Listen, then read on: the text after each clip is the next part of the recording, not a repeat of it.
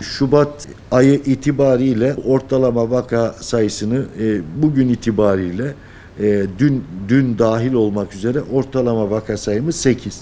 Ocak ayında bu ortalama vaka sayımız 10 idi. Bu ne zamandır?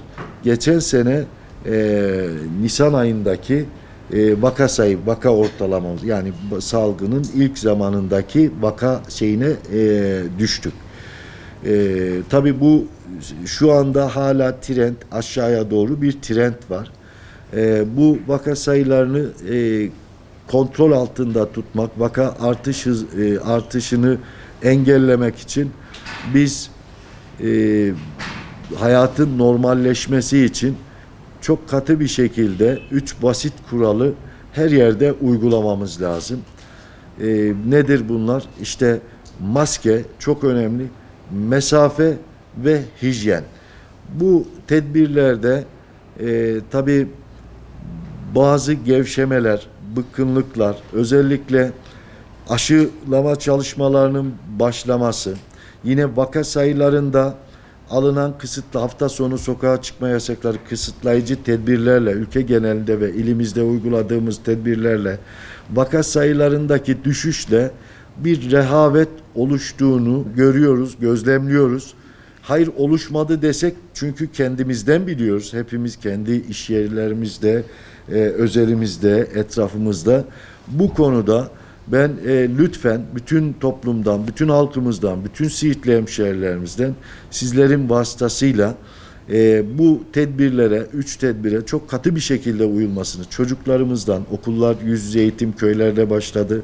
İşte 8. 12. sınıflar pazartesi 1 Mart itibariyle önümüzdeki hafta başlayacak ve diğer sınıflarda hibrit, yüz yüze ve uzaktan, bazı sınıflar uzaktan. Bunları 1 Mart itibariyle bugünlerde çalışıyoruz ve bütün ilimize göre bir takım tedbirleri paylaşacağız. Alacağımız kararları paylaşacağız. Yani bütün öğrencilerimizden, ailelerimizden, esnafımızdan ve bütün kamu görevlilerimizden, köylülerimizden, muhtarlarımızdan, belediyelerimizden, bütün arkadaşlarımızdan, herkesten bu tedbirlere çok katı bir şekilde uyulmasını bekliyoruz, istirham ediyoruz. Ve bunların birbirimizi denetleyelim. Denetleme yapan filyasyon ekiplerimiz çok daha fazla denetim yapacaklar. Bunu niye yapalım? Gerçekten çok büyük sıkıntılar çeken bir toplum kesimi var. Esnafımız var. Ticaret yapamayan, iş yerlerini kapatan insanlarımız var. Yani biz bütün hayatın normalleşmesi için bu tedbirleri ne olur gevşetmeyelim, elden bırakmayalım.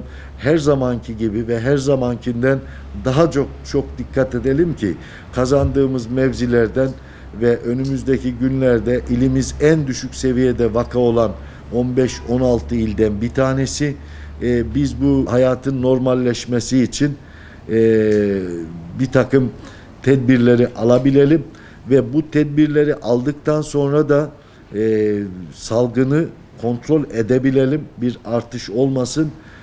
Bu konuda hassasiyet bekliyoruz. Ben tekrar bütün sizlere, bütün Siirt halkına, fedakarlıkta bulunan, görev yapan herkese çok teşekkür ediyorum.